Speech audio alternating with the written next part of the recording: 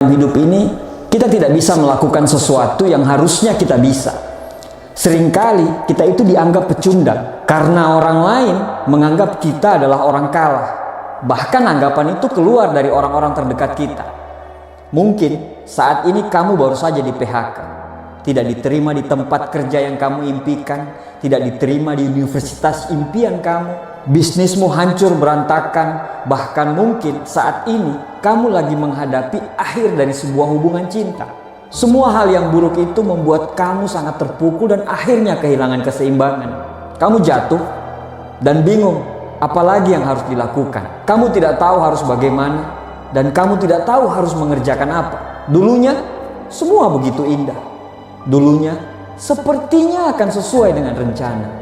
Dulunya kamu berpikir bahwa semua akan baik-baik saja. Tapi ternyata ekspektasi tidak sesuai dengan realita. Ternyata sekarang semuanya menjadi semu. Semua menjadi kabur. Pelangi yang tadinya mulai kelihatan sekejap berganti dengan hujan dan badai. Gelapnya malam terasa begitu lama untuk menuju pagi yang begitu terang. Sepertinya semua akan selesai. Keberuntungan itu terasa makin menjauh. Dadamu terasa sesak karena menahan kesakitan yang teramat dalam. Kakimu terkulai lemah, tidak sanggup lagi untuk melangkah. Dalam hati kamu berkata, mungkin ini akhir dari ceritaku. Saya cukup sampai di sini. Cobalah berhenti sejenak. Cobalah renungkan apa yang lagi terjadi. Kawan, yang terjadi, biarlah terjadi. Marah, kecewa, dan putus asa itu pasti, tapi tetap tidak akan bisa merubah masa lalu, tidak akan bisa merubah semua yang terjadi. Sekarang, apakah kita terus membiarkan diri kita terbelenggu terhadap semua kesakitan yang kita alami? Apakah kita harus terus menangis? Apakah kita akan terus protes dan mengatakan bahwa Tuhan itu tidak adil? Sekali lagi, apakah itu bisa merubah masa lalu? Apakah itu bisa merubah semua yang terjadi? Kita tidak bisa menebak kemana arah angin akan bertiup, tapi kita bisa merubah arah layar kita untuk tetap berlayar ke arah yang kita tuju. Sama halnya dengan masa lalu. Kita tidak bisa merubah masa lalu, tapi masa depan kita tidak tergantung pada masa lalu kita. Apa yang akan kita ceritakan kepada anak cucu kita nanti? Cerita tentang kesedihan dan kegagalan?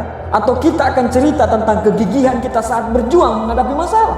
Mau hidup selamanya sebagai seorang pecundang? Atau bangkit sebagai pemenang? Itu semua tergantung dari kita saat ini. Satu kata, bangkit dan pulihkan percaya dirimu. Tidak ada pemenang yang dilahirkan dari proses yang menyenangkan. Semua petarung hebat pasti pernah mengalami kejatuhan. Ketika kita menyerah, menghentikan langkah, ketika harapan dan impian kita sirna, itulah kegagalan yang sebenarnya. Kegagalan hanyalah kesempatan lain untuk memulai lagi dengan lebih hebat. Kegagalan adalah cara kita belajar, cara kita mengkoreksi kesalahan dan kekeliruan kita. Kenapa kita terjatuh? Agar kita belajar untuk bangkit dan berdiri lagi. Yang terpenting bukan berapa kali kita gagal, tapi yang terpenting adalah berapa kali kita bangkit dari kegagalan kita. Tidak ada jaminan kesuksesan, namun tidak mencoba adalah jaminan kegagalan.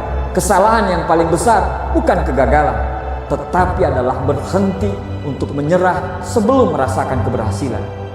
Bangkit satu kali lagi. Tidak boleh ada yang bisa menghentikan langkahmu. Jangan pernah mencoba untuk menyerah dan jangan pernah menyerah untuk mencoba. Sebanyak apapun kita jatuh, seberat apapun beban yang ada di pundak kita, bangkit dan berdirilah kembali dengan gagah. Karena masa depan adalah milik orang-orang yang mau terus berjuang seberat apapun tantangannya. Insya Allah, kamu pasti bisa melaluinya. Karena Tuhan tidak pernah meninggalkan kita. Terima kasih.